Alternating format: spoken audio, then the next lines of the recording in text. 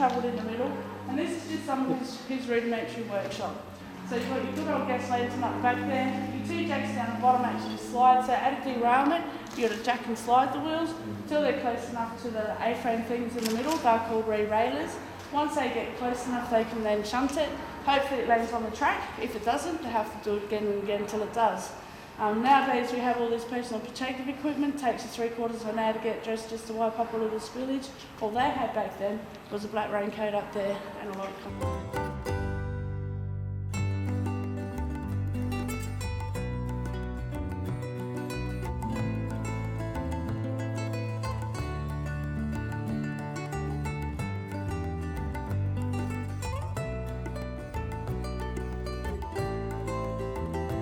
Gangers and fettlers or the workers to go out along their sections of the track and check, make sure everything was going okay, clean it up or fix it up, do whatever they had to. This is what they used to do that. So this was built by the Fairmont Company in Minnesota.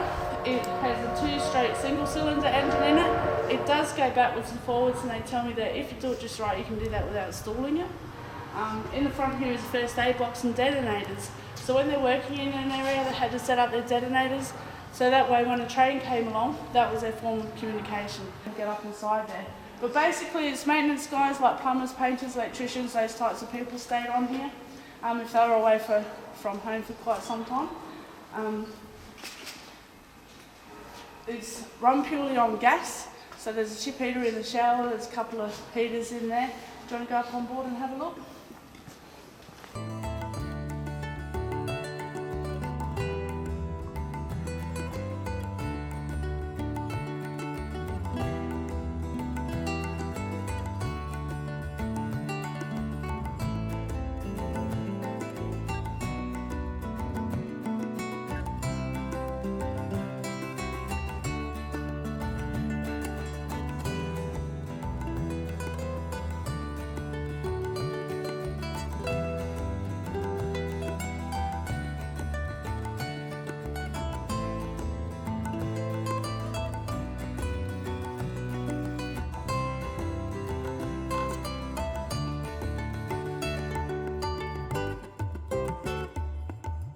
To get it fixed properly, because back in those days you couldn't just ring up and say, "Oh, we've broken down, come help me." They didn't have that form of communication. So also as they were coming, they didn't have mobile phone. Not quite yet. They had a saw, but not for them, and not in those days. So as they were coming into town, he'd have to apply his brakes because only the guards van and the engine had brakes. None of the carriages had them. So that stopped all the carriages clunking together, and then when it took off in a nice straight line instead of having to take up that slack again. Both ends did have room for passengers. They used to stop a lot of sidings, pick up a lot of stockmen and their dogs, and the dogs go here. In the dog box. Possibly not an Afghan hound, but anyway. With the dog box, if they did have 2 dogs that fought, there is another one on the other side so that they could separate them if necessary. Did you want to have a look on board there?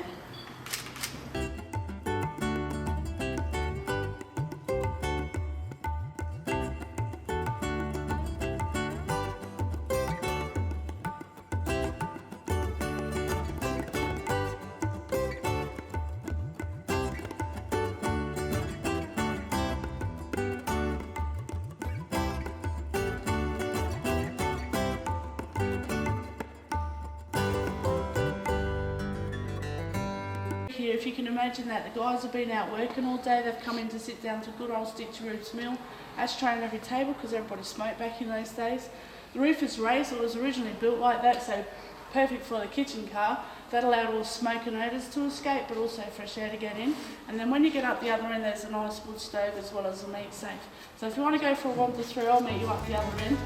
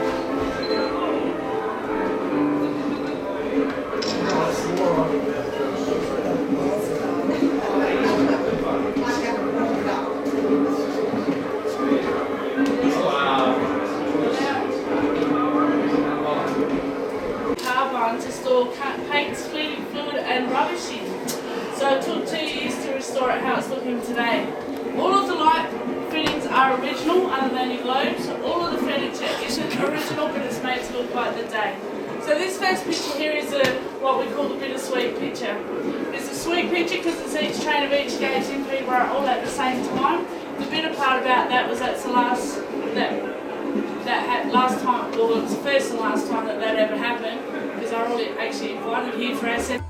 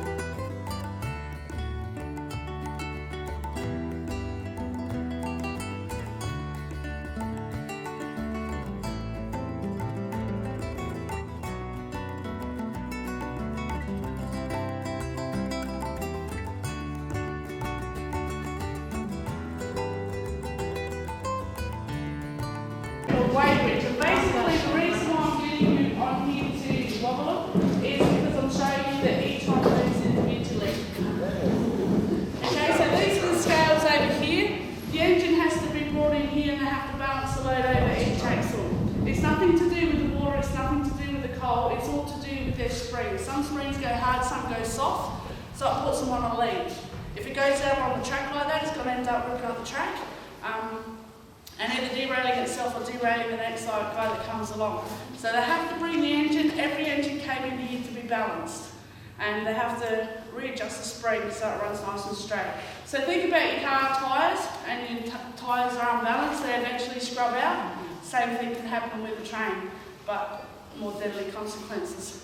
But yeah, the intense students have been in here and they've restored these for us.